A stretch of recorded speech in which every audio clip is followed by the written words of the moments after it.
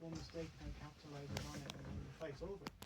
So I had to learn to calm down a bit as well. And it's been a long journey, you know. And in terms of relationship, like I met a lot of cool people fighting. Like I traveled all around the world, you know. Like I competed in the World Championships in Singapore in 2019, and I met like loads of different fighters from other countries representing other countries, different coaches, different people. Like that was a great trip. You know, I fought in England a few times. I fought in Amsterdam. Fought in Ireland a load of times. You know, I know a lot of people in Ireland. I'm very well known in Ireland. Yeah, like, the people, it's taking you all over the place. The fight community knows me. Like, you know, all the fighters know who I am. You know, because I was just actively fighting for 10 years. I didn't do anything else. I didn't 10 want years to do already. 10 years. Yeah. Crazy. It takes a toll on the body, though. It does and it doesn't. Like, I mean, if you don't, you know, get injured, you can't really heal. And that's another thing I want to talk about. Actually, you know, a lot of people get injured in sports or in fight, and they don't come to the gym again. You know, because the injury just sticks with them. They don't really heal properly because it takes so much time off. Man, I've had everything snapped and torn and broken, fingers, legs, knees, toes, everything, man, my neck, everything, and I just kept training. Yep. I did not take time off, like, unless it was severely bad, like, but I come back as soon as I can, because I feel like if you do that, your muscles or your bones will stagnate and the injury will get worse. Whereas I think it's like, okay, say my right arm isn't working, I'm like, I'm training and it's hard and people are pushing, I'm like, I need you to work. Mm-hmm. Like, you have to work right now, because like, and that would, you know, push blood and push urgency into the fibers of my being, you know, my muscles and all that. And I heal fast. Like, I never went to a doctor about a broken bone. When I was 9 years Crazy. old. Is that what you do? I ain't never been to no doctor. When I was 9 years old, but that was the. That's how you guys do it in over in Mayo. Hey, in Mayo, in Castlebar, man, we're made of tough stuff. We wouldn't survive 2 seconds. I mean, you're from down under, so that's similar. The southern tip of New Zealand, you guys are pretty. Yeah, but there's something about the Mayo boys, that's for sure. Look at them. It's a different way. I've got a question. We talked a little earlier on Ethan's show about your fighting, but one of the things you just mentioned, you've sort of fought all around the world. You mentioned the World Championships. How does that work? Because if you've got to have back-to-back fights over a 2-week period, how does a World Championship look? So I actually had 2 fights in the space of an hour. Oh, Jesus Christ. That energy's definitely good. We talked about the energy just before. You can go on to James about how you can spend it all, but then you have to go back and do it again in an hour. In the space of an hour. And wait, was your opponent also gassed? Like, did they also have a fight, or were they fresh? No, they'd have fights as well. Okay. But still, even so, it's crazy. It goes back to the point what you're saying. Like, a fight an hour prior, you start to stiffen up from all the hits you've just taken. How do you sort of get yourself back in the zone? Just keep yourself moving in that hour period? But at that time, I was like, I came to that tournament with a chest infection. I had to cut weight as well. I was so tired, so exhausted. Like, you know, it was like, you know, between the fight, I literally just lie on the mat and just not move. You know, and I'd go in there and I'd go to the next fight. You know, and I just got through it. Like, you know, I don't know what to say. Like, and after that, my mentality was like, I can do anything.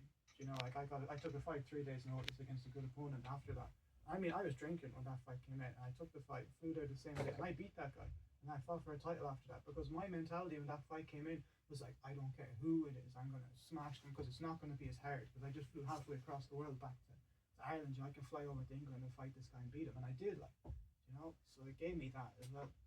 Just raises any doubt in your mind, I suppose, which could be lingering, which is wasted energy at the end of the day. 100%. Yeah. On that though, are there any fighters that you've gone into the ring with and you've been properly scared of? Like, you thought, oh, I don't know what I'm going to do against this guy? I would, in terms of scared of, I'd look at it more like, how much damage could this guy do to me? And I mean, everyone could do a lot of damage, but I think when I fought Ben Willis, I was the most cautious. So he's 2-time kickboxing world champion. I fought him on the PFL last year.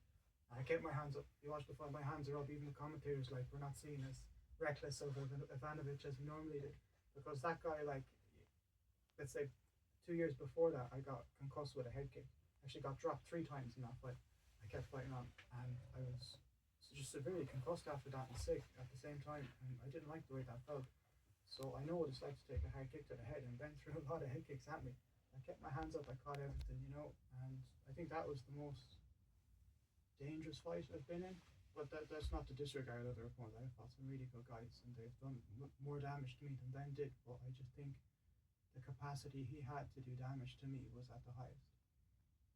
Was that just you going into the fight? You thought that, or when you started actually sparring with it, that this guy's a bit different? No, before the fight. Beforehand, yeah, you kind of knew going into it. Yeah. That's kind of right.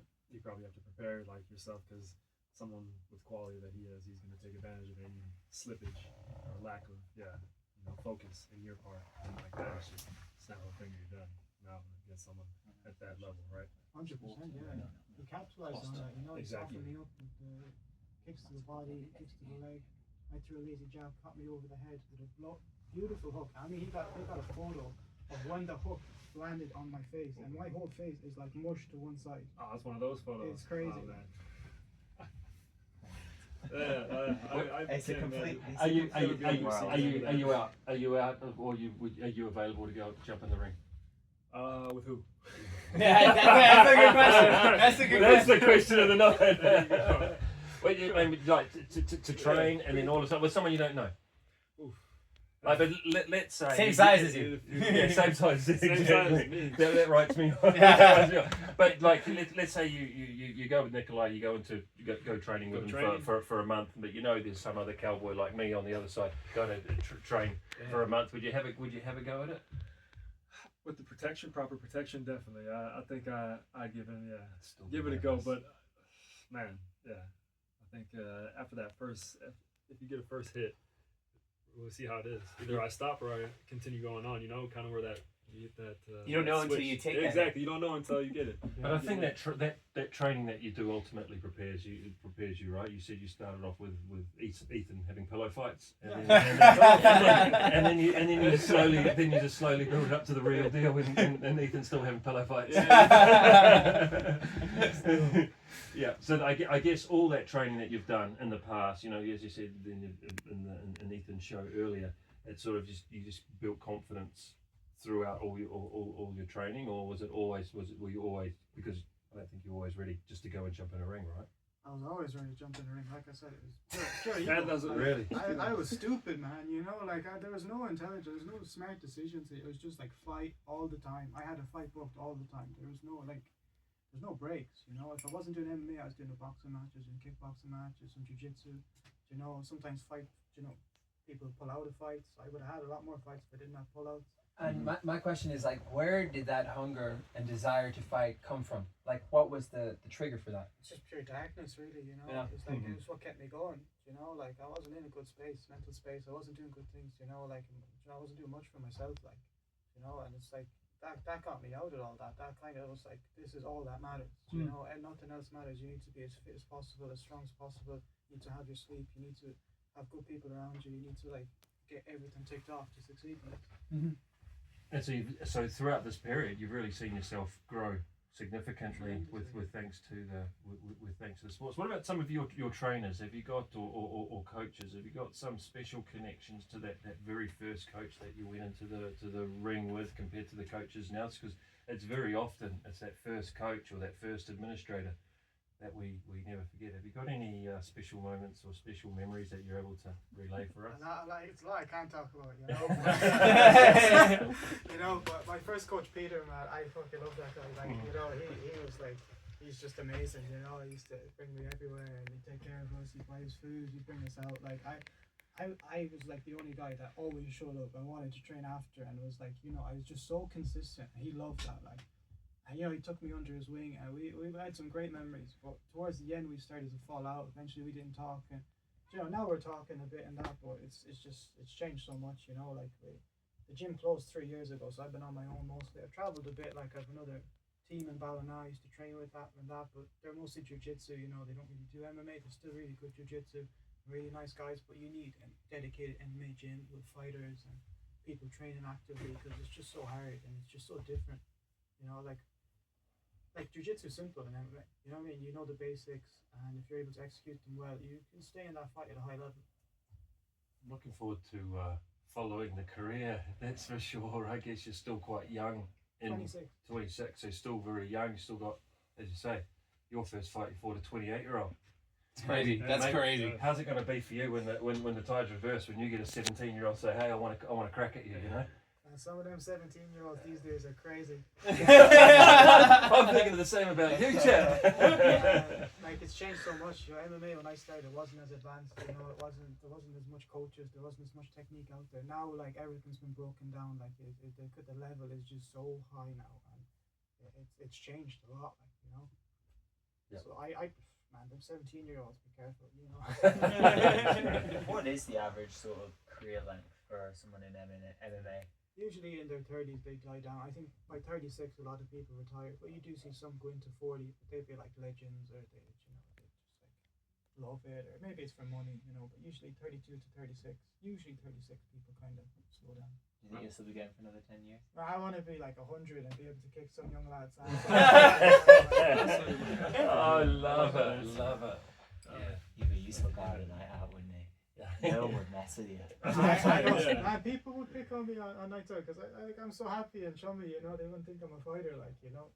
I don't go out, I don't drink. I haven't drank alcohol in nearly 3 years, so you know, it wouldn't happen anyways unless I was out in some place. Is that quite common amongst the other athletes that they don't drink? I know a lot of them do drink, and and I used to too as well. And it's actually crazy when you get into these environments and you actually, you know, in the sport and the things you see, and it's crazy. Like it's really crazy, you know.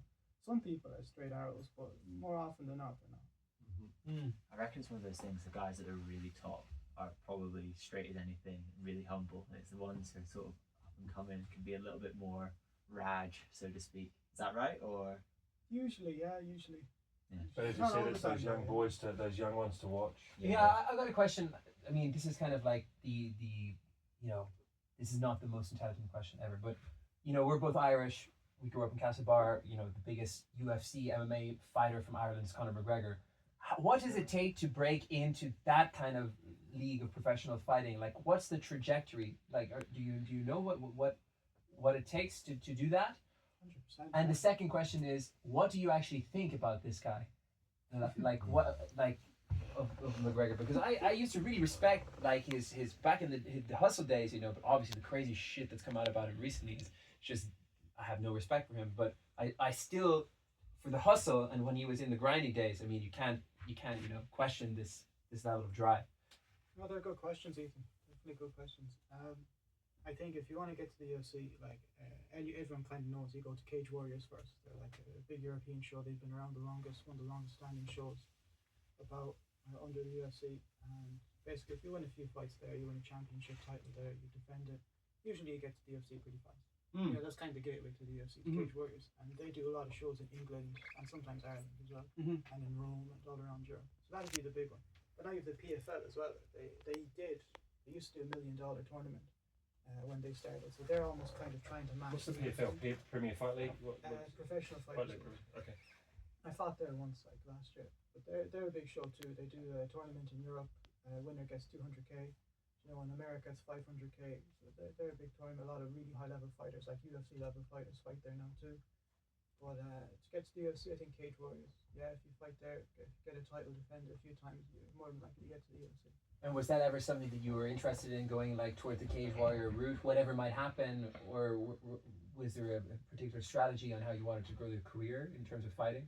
Like I never watched the UFC growing up. I didn't watch an MMA fight before I started fighting. That's crazy. That's crazy as I well, hate isn't it? sports. This guy is built different. I never liked sports, you know. Like I just did it because it brought me out of myself. Like it showed me that I'm not like this tough guy or this strong guy or whatever. Like it showed me how weak I really am. And like for some reason I liked that. I just didn't want to stop at that and accept this is who I am. So I kept going, and I'm really happy I did.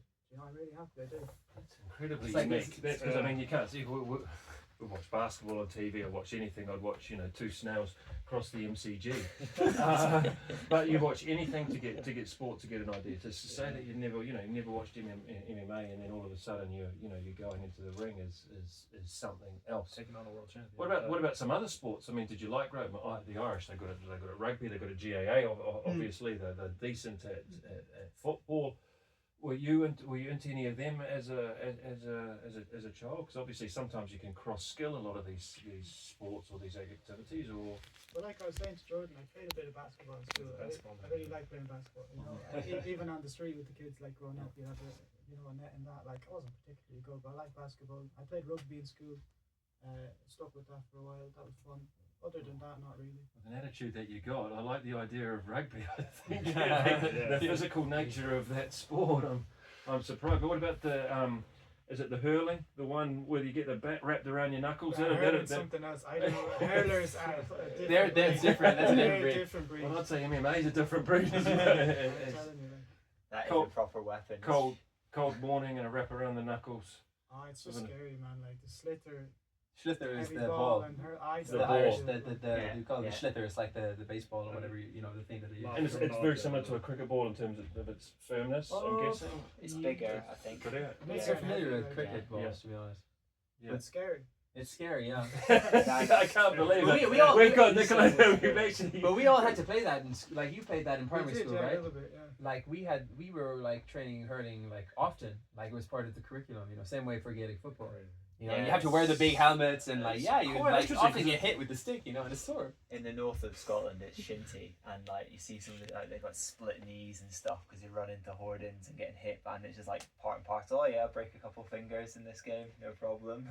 You wouldn't want Yeah. that on your first period at school, would you? For especially your first class on a morning. Yeah, what do you think? You come in Nah. second class with a it's like On a sort of cold setup. December morning. Yeah, no, thanks.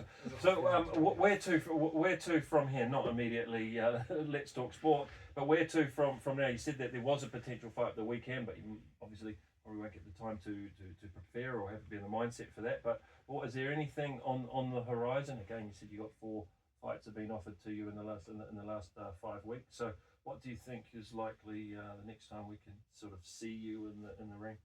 Probably next year, to be honest. Like I'm working now. Like I started a new job 6 months ago, and like the agreement was like you're not fighting anymore because you can't come into work with black eyes and cuts and bruises and all these kind of things. So I'd rather just work and have my money because fighting's tough. You don't get paid much, and you're taking a lot of time out, and you're putting a lot of money into it for medicals and all this kind of stuff.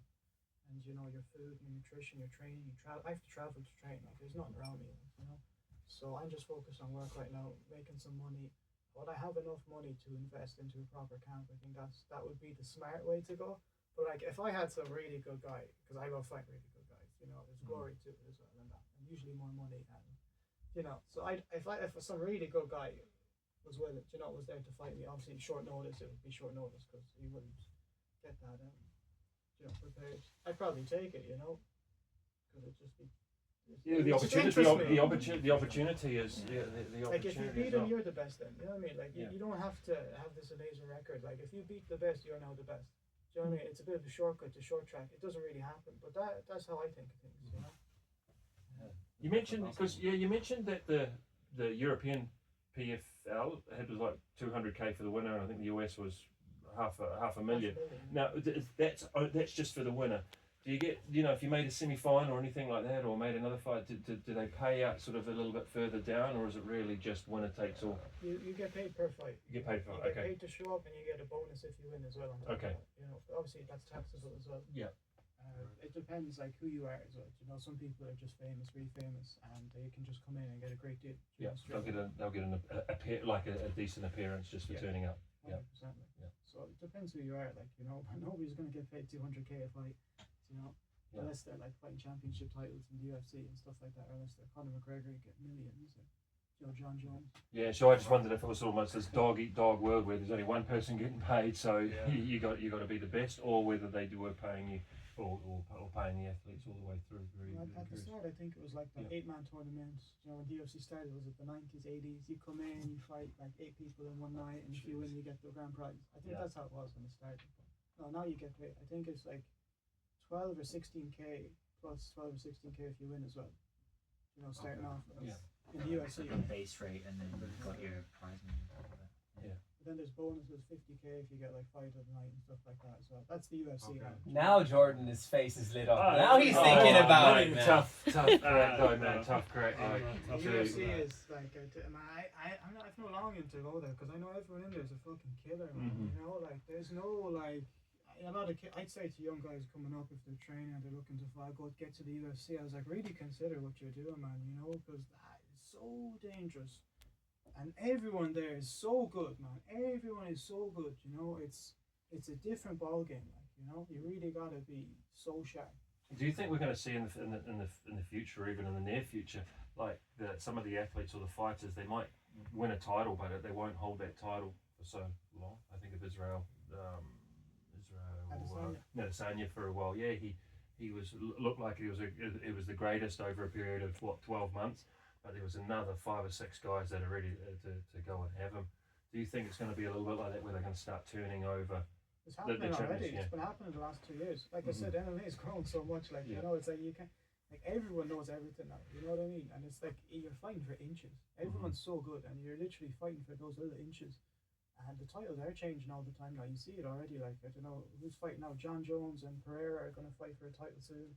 You had Alexander Volkanovski was champ for ages. Then I don't know, did he get beat by Topuria? And then there was another guy before him. And then you had Makayev for the lightweight title. There was a guy before him reigning for ages. Like all the champions that were reigning fiercely. Demetrius Johnson, the longest reigning champion. That was early on. I don't think he ever lost, anyways. And then you had the guy at welterweight from Nigeria. What was his name? Can't think of his name, but he had the title for a long time. Very good fighter. And then he got beat out. Then you had Adesanya was champion for a while. He's crazy. Israel Adesanya. Man, yeah, he's sort of he's just dipped down. There's a South African guy that's come in there doing well. There's a Duplessis. Yeah, Duplessis. Like he got beat out as well. That's right. He's got beaten out recently. The title's changing all the time now recently. Yeah. We'll see if we have another long-standing champion. Probably we will, but at the moment the level is just so high.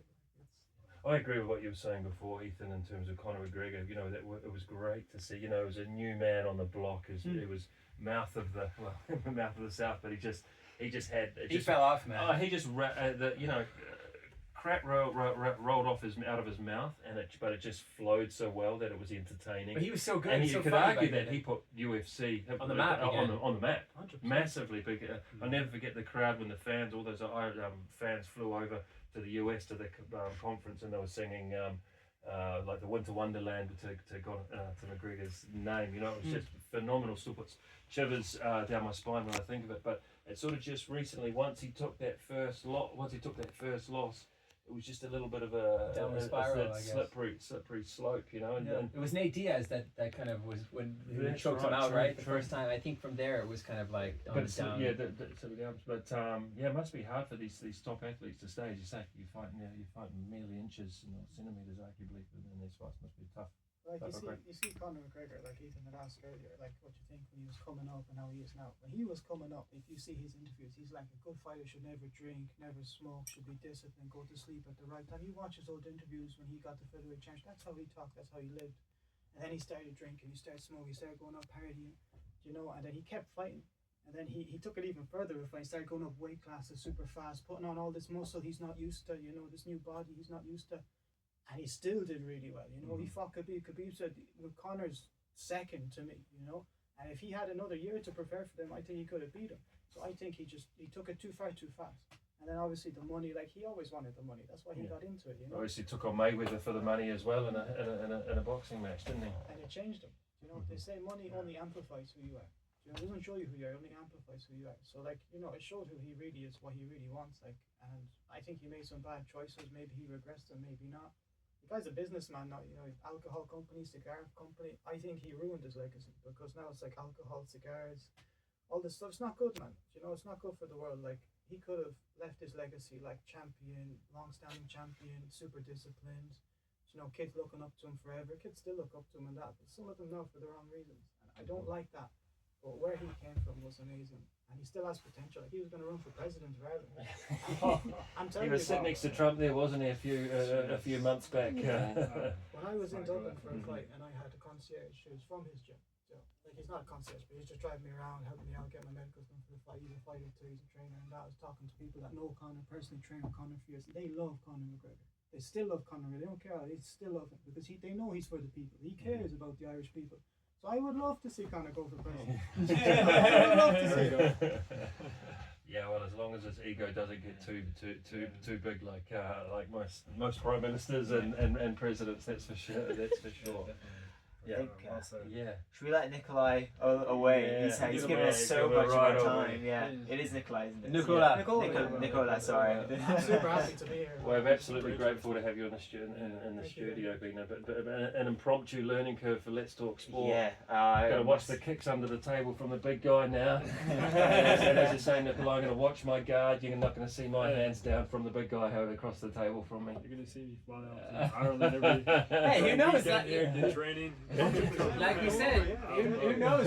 We could fly Nikola over here and Honestly. get him to do some sessions with Come on us. to me. Yeah, that's right. Who knows? Donate to RTL.